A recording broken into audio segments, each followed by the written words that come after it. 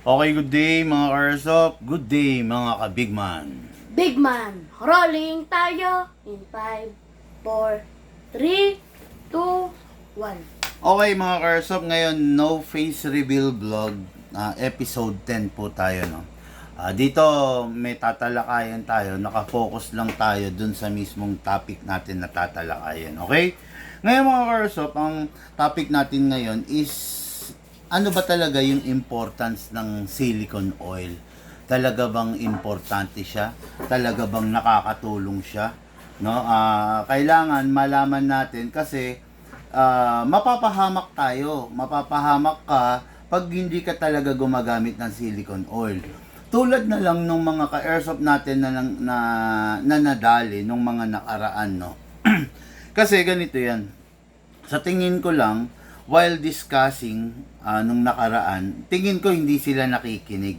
So, nandiyan excited sila. Tingnan mo kung kita ha. Nandiyan excited sila or nandiyan may ginagawa sila. Kaya hindi nila ganong naintindihan yung idinidiscuss natin, no?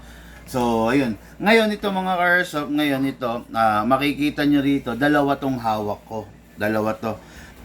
Parehas na use na to.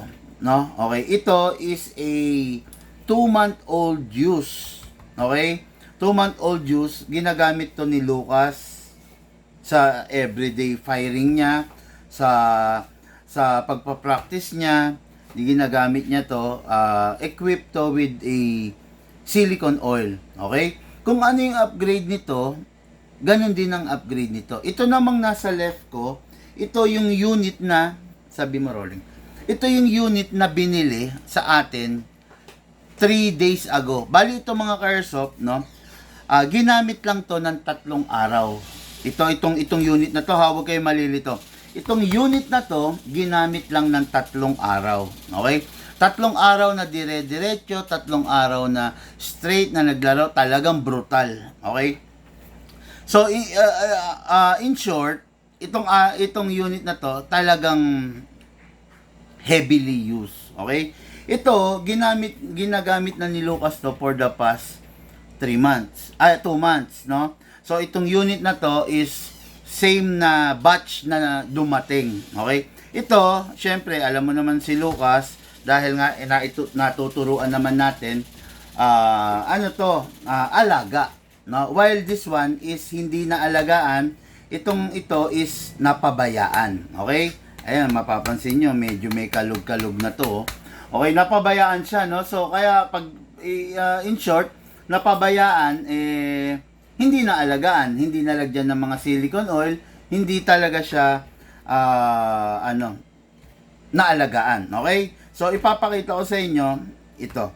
Ito, ang ginagamit natin silicone oil dito is silicone oil na safe para sa mga rubber.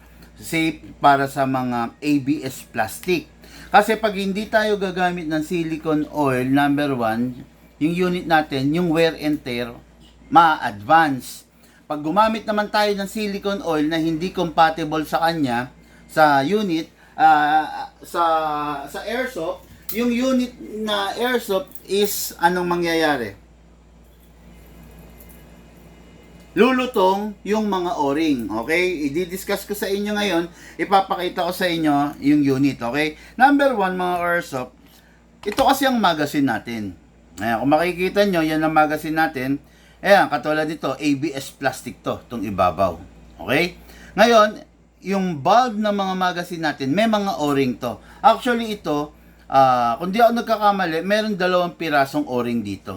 Okay? Tapos meron tinatawag yan na main o-ring na malaki.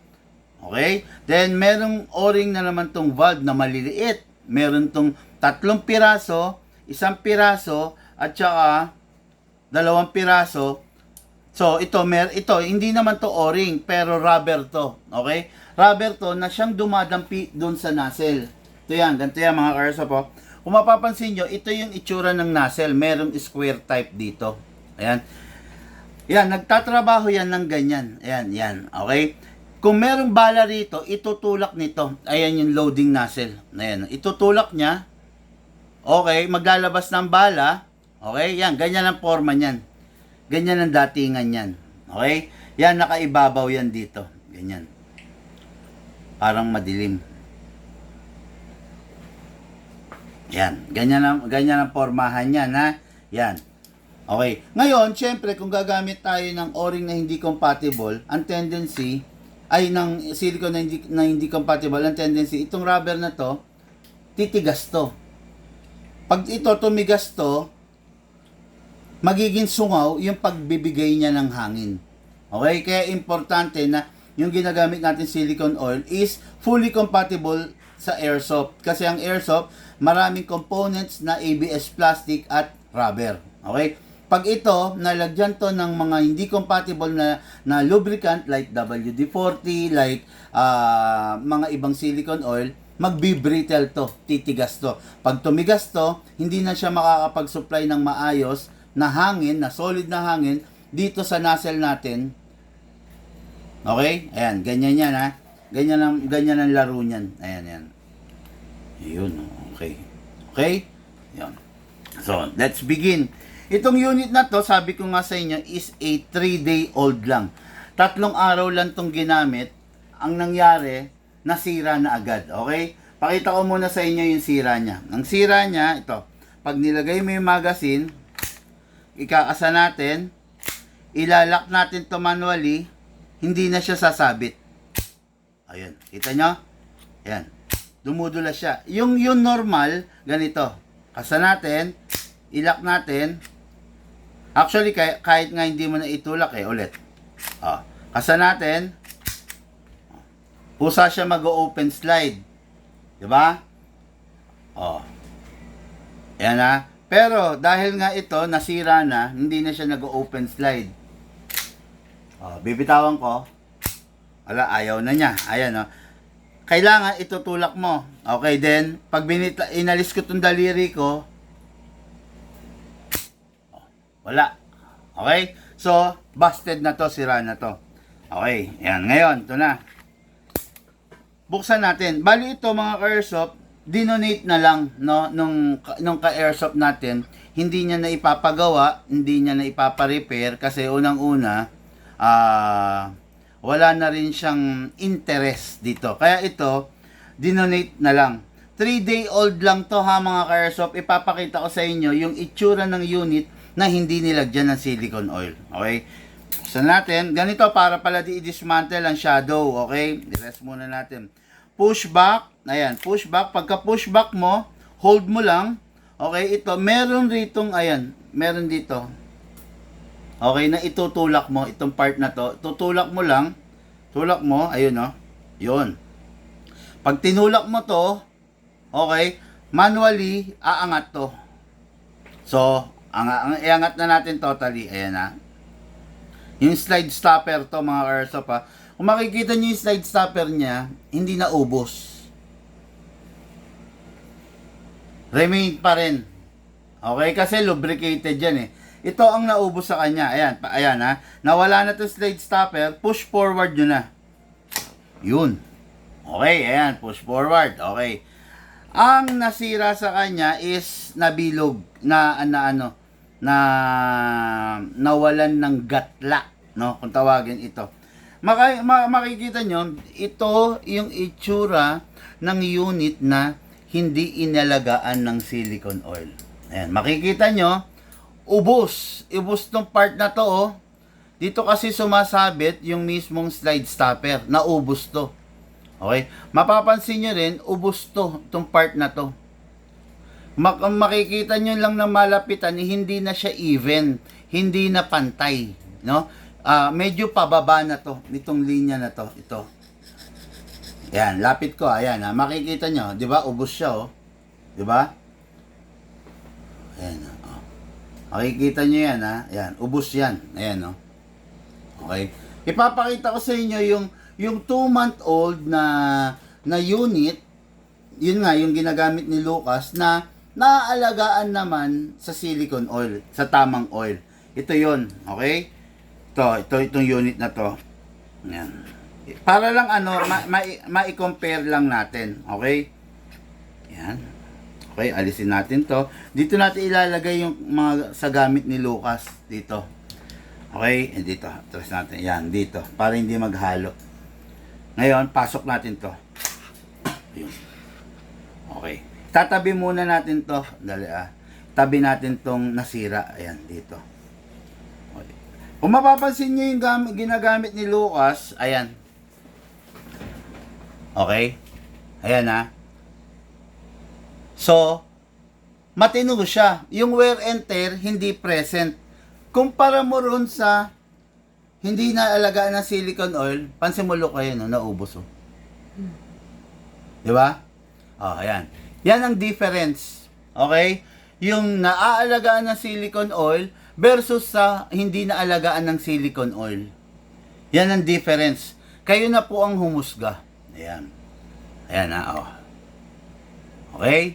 Yan ang difference. Ibig sabihin, naubos. Nawala yung kanto. Naubos to. Itong part na to. Ayan Ito naalagaan ng silicone oil. Ngayon, ganito tayo mag-troubleshoot. Okay, di ba? Ito, gumagana to ng matino. Ito yung kay Lucas. Ito, hindi. Okay?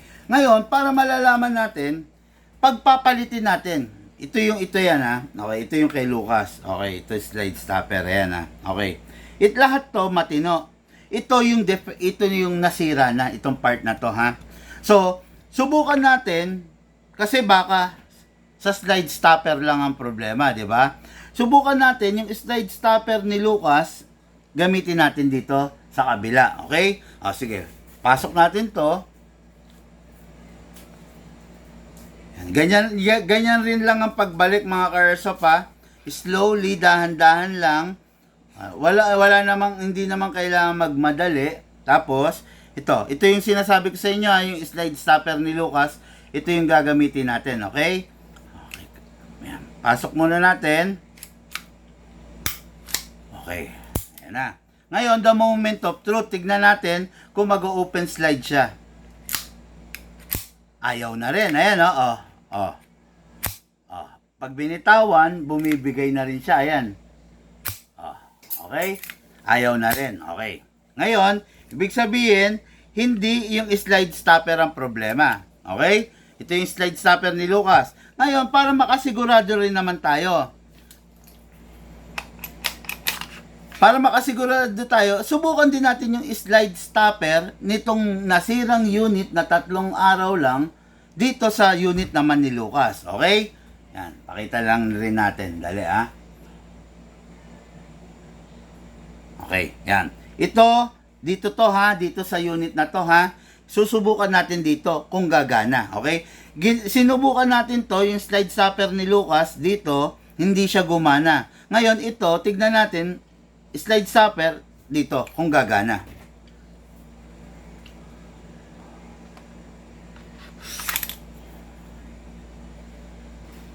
Ay, ganda loko-loko na. Ito yung kay Lucas, okay? Yan. Pasok natin. Okay. Yan, ngayon, the moment of truth. Tignan natin kung ito, kakawit siya kung gagana, Gumana. Okay? Isa lang ang ibig sabihin. Let's forget about the slide stopper. Ibig sabihin, jump na tayo dun sa susunod. Ibig sabihin, hindi slide stopper. Okay? Kasi gumana. Ayan, gumagana siya. Hatakin ko. Ilak ko ulit. Gumagana siya. So, ibig sabihin, hindi sa slide stopper. Pupunta na tayo ron sa pangalawa. Okay? Dismantle ulit natin. Okay, yan Ayan. Ito yung unit ni Lucas. Ito yung unit na dinonate. Ito yung unit na hindi naalagaan. Okay? So, ibig sabihin, nag-vice versa, chinek natin, pinagpalit natin, hindi rito ang problema. So, pupunta na tayo dun sa buong structure. Ito na, yung slide. Okay? Titignan natin muna kung buo itong lower. Okay? Kung buo yung lower, so far naman, buo yung lower. Diba? Wala tayong problema dun sa lower Dito tayo sa upper, which is yung slide. Okay? Ngayon, parehas buo itong lower, diba? Tignan natin to, itong unit na nasira, lagay natin dito para malaman natin kung baka hindi naman siya sira. Okay? Ngayon, ito namang unit ni Lucas, lagay natin dito para malaman natin kung mag-open slide. Okay? Ito yung slider, ito yung slider. Ayan. Okay? Sige. Kunin natin tong unit na to. Ito yung sira, ito yung nasira. Lagyan natin ng slide na galing kay Lucas. Ito. Pasok natin. Okay? Pasok natin. Ipasok natin to. Ito.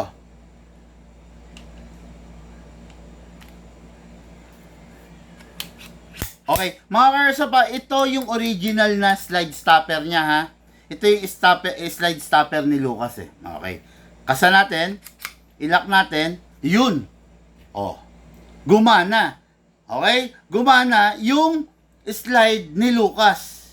Okay? Ayan, para mapatunayan ko sa inyo na slide siya ni Lucas, ayan. Sariwan-sariwa at walang ganong gasgas. Okay? Ayan, sariwan-sariwa, walang ganong gasgas. Kumpara mo dun sa slide stopper, ay dun sa slide na bugbog. Ayan, yan. Kayo na bahalang umusga, ipagkumpara nyo, di ba? Ito, nabugbog na kasi ito, eh. Ayan, mapapansin nyo, pud na. Okay? Yan. Ngayon, ito yung kay Lucas, lagay natin dito sa right side. Ito yung sira. Ayan. Ito yan, ha. Ayan. Mapapansin nyo, daming pud, di ba? Para malaman natin ngayon, ilagay naman natin siya dun sa lower ni Lucas. Okay? Vice versa. Ito, kanina, trinay natin doon. Okay, walang problema. Ito, itry natin dito kung gagana. Okay? Pasok natin. Gamitin natin yung slide stopper ni Lucas. Tignan natin kung gagana. Wala pa rin. Dumudulas pa rin. So, makakagawa na tayo ngayon ng conclusion. Okay? Ito dito to, ha. So, therefore, we conclude that ang number one na problema, ang number one na naubos is the slide. Yun ang pinakamasakit.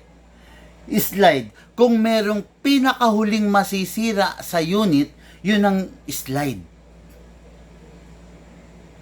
Diba? Kung merong pinakahuling masisira, yung slide. Hindi pwedeng yan ang unang-unang masira. Yan ang pinakahuli. Ngayon, bakit nasira? Kasi hindi ginamitan ng oil. Pwede ko bang ilapit pa? Makikita? Ayan.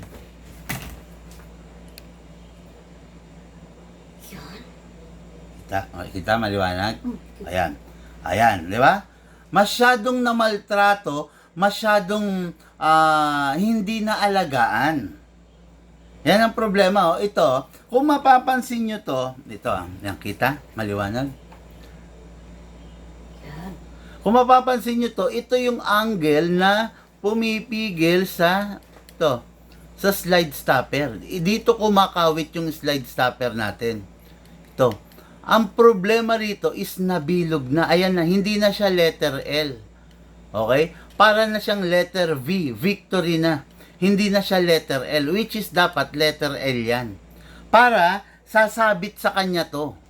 Parang, on other point of view, parang ganitong mangyayari dyan. Ayan, Hindi kasi, hindi maiya. Ayan, yan. Parang ganito, kasi kaya lang nakaharang, Ayan, Dito yan, sasabit dito yan, dapat yan. Sasabit yan. Kaya lang, dumudulas na siya kasi naubos na to, napudpud na. So, yan ang problema dyan. Okay? Ngayon, syempre, paano natin masusolusyonan yan? Slide yan, di ba? Hindi naman natin masusolusyonan yan. Ang mangyayari pa nga dyan, sa totoo lang, i-advance natin. Okay? The only way, kaya lang, mag-iiba na rin ang performance niya kung ito i-grind natin ng paganon. Ito i-grind natin ng paganon. Pag grind naman natin yan ng paganon, ng patayo, ang tendency, lalaki ang clearance ng unit. Lilikot siya. 'Di ba? Magkakaroon ng clearance. Siguro hindi natin malaman, baka pwede tayo mag-adjust sa recoil bumper. 'Di ba? Magdadagdag sa pagbabawas natin dito, gagalaw tayo sa recoil bumper. lalawak at lalawak na yung problema, lalawak at lalawak na yung sira. Okay? Kaya yung ka-airsoft natin dito, ayaw niya na ng sakit ng ulo, ang ginawa niya, dinonate na lang niya sa atin itong unit na nasira. Okay? Ayan, mabilisan, makikita nyo yung unit na hindi naalagaan, na 3-day-old lang 3 days na ginamit, tignan nyo yung nangyari, versus dun sa unit ni Lucas na 2 months na regular na naaalagaan, na regular na nalalagyan ng silicone oil. Okay, ayan mapapansin nyo, ito, sariwan-sariwa, 2 months na ginagamit, brutal din gumamit si Lucas, versus sa 3-day-old na unit na hindi naaalagaan. Ayan, okay? Kaya, napaka-importante po ng silicone oil. Sandali, buuin ko lang yung kay Lucas Ayan, to. Napaka-importante po ng silicone oil sa unit natin. Kaya ako, yung mga sinasabi ko, siguraduhin yung wag ninyong titipirin sa oil. Wag rin naman bumabaha sa oil. Yung eksakto lang, yung masigurado nyo lang na yung unit nyo is lubricated. Diba? Ayan. Tabi mo na itong unit mo, baka mahalo pa. Ayan. No? Yan, inaano ko lang na lagi ko sinasabi sa inyo na siguraduhin nyo na yung unit ninyo is lubricated ng maayos, di ba? Okay, ngayon to. Ano ngayon ang gagawin natin dito? Kaya mga ka-airsoft, kaya ang Big Man is nakakapag provide ng lifetime warranty. It is because meron tayong mga unit na gaya ng ganito na dinonate, na donor, na pinagkakahuyan, 'di ba? Katulad na lang halimbawa na lang. Meron tayong ka-airsoft na nasiraan ng hammer. Okay? So, meron na tayong isang unit na pwedeng mapagkuhanan ng hammer. Okay, 'di ba? Halimbawa, meron tayong isang ka-airsoft na nasiraan ng buong hammer assembly. Okay? So, meron na tayong mapagkukuhanan ng isang buong unit ng hammer assembly. 'Di ba? Okay. Halimbawa, trigger assembly, nasira, meron na tayong pwedeng katayin. Okay? Halimbawa, meron tayong nasiraan ng half-up chamber, meron na tayong pwedeng katayin na half-up chamber. Diba? Meron na tayong may nasiraan ng recoil buffer, meron na tayong pwedeng baklasin na ibigay doon sa client natin. Yan. As easy as that. Okay? Nabasagan tayo ng nozzle. Ayan, nozzle. Nabasagan tayo. So, meron na tayong pwedeng baklasin na nozzle na pwedeng i-donate or ibigay doon sa nasiraan nating ka-airsoft. Okay? Pero syempre, ibinibigay natin yan doon sa ka-airsoft natin. Ngayon, kung ibang tao, let's say, hindi naman sa atin bumili, nasiraan siya ng unit, syempre, hindi natin siya priority. Syempre, ang priority natin is yung mismong ka-airsoft natin. Di ba? Kaya gano'n. Wag po kayo magtatampo kasi syempre po, ito, dinonate to ng ka-airsoft namin. So, syempre, ang makikinabang nito is yung mismong ka-airsoft din namin na nasiraan. Okay? Ayan. Ngayon, ayan, nakita nyo naman yung difference ng naalagaan sa silicone oil versus doon sa hindi naalagaan. Okay? Ngayon, nakita nyo rin kung paano i-dismantle ang Shadow 2 at saka kung paano ibalik. Sige, ulitin natin paano i-dismantle. Ayan yung unit. Okay? As easy as that. Okay? Ikasa mo na sagad, pull back. Okay. Then ito, pindutin mo to. Habang nakakasa siya, pindutin mo tong part na to. Itulak mo. Okay? Itutulak ko. Makikita nyo, aangat to. Ayan. Okay. Ayan. Umangat na. Then, alisin nyo. Okay? Then, dahan-dahan slowly, going front. Ayun. O yan. Dismantle ng Shadow 2. Okay? Ngayon, sa pagbabalik naman, ganun pa rin. Ilagay nyo na maayos. Dahan-dahan lang sa rail.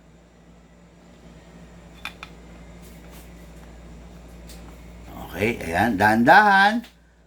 Isakto nyo. Ipwesto nyo ng maayos. Tapos, next nyo is ilagay nyo to. Okay. Ilagay nyo. I-shoot nyo. Dire-diretso. Okay, yan. Hanggang dyan lang, iwan nyo yan. Tapos, pull back. Yan. Pagka pull back nyo, itulak nyo to. That's it. Okay? Ayan. As easy as that. Okay, ayan. Makita nyo. Ayan, nasagot natin lahat. paano i-dismantle at saka paano ibalik, 'di ba?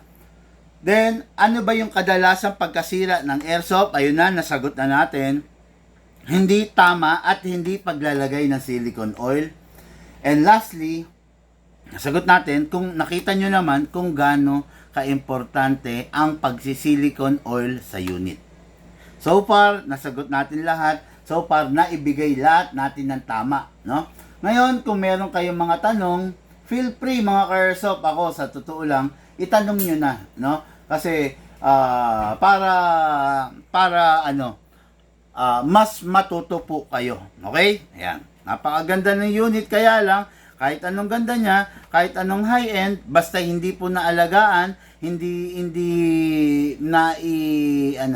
paano ba tawagin to? Hindi ginamit ng tama, masisira at masisira pa rin. 'Di ba? Kaya ayun mga ka-airsoft, lagi ko lang ipinapakiusap, pag nakinig po kayo sa akin, magbe-benefit po kayo. Pero pag hindi po kayo nakinig, you will suffer. No? You will suffer the consequences ng mga unit. Masakit sa ulo, sa totoo lang, pag nasiraan ng unit. Masakit sa ulo, masakit sa kalooban, halos hindi ka makatulog, halos tuwing naaalala mo siya, nalulungkot ka. Pero kaya siya nasira, bunga ng iyong kapabayaan. Okay? Kaya ako, lagi ko sinasabi sa inyo, makinig kayo para hindi kayo mapasubo. Makinig kayo para hindi kayo, paano ba sabihin to? Para hindi kayo magsisi bandang huli.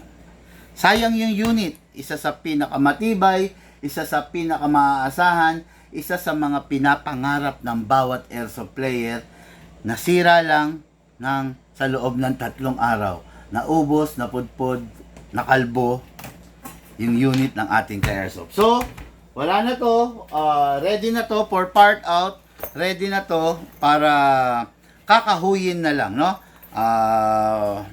Wala tayong magagawa, ganun talaga, hindi ginamit ng tama, so, ayun, talagang wala nang kapupuntahan to, no? So, kakahuyin na lang to sa mga darating na araw, bagong-bago, walang kagas-gas-gas-gas.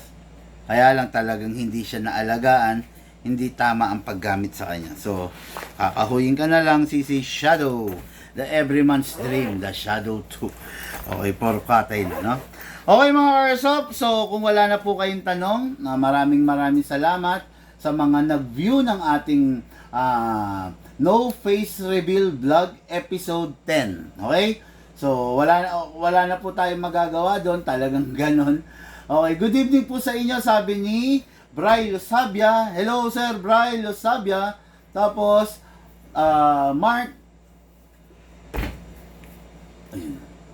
Mark Angelo, ano ba nasira? Node ka, boss. Node ka, no? Mahirap naman ulitin ko ulit yung vlog para sa'yo dahil hindi mo napanood. Replay mo na lang po yung vlog para po malaman mo. Okay po? May nadidetect yung system ko na daming account na naman. May nadidetect. Loko, ha? May nadidetect talaga. Okay, no? Anyway, maraming salamat po sa inyo mga ka-airsoft. Lahat po tayo nagmula sa iba't ibang larangan, pinagbuklod, pinag-isa ng iisang libangan. Yun po ang paglalaro ng airsoft. Siyempre po, atid sa inyo ng inyong lingkod, Big Man. Thank you po.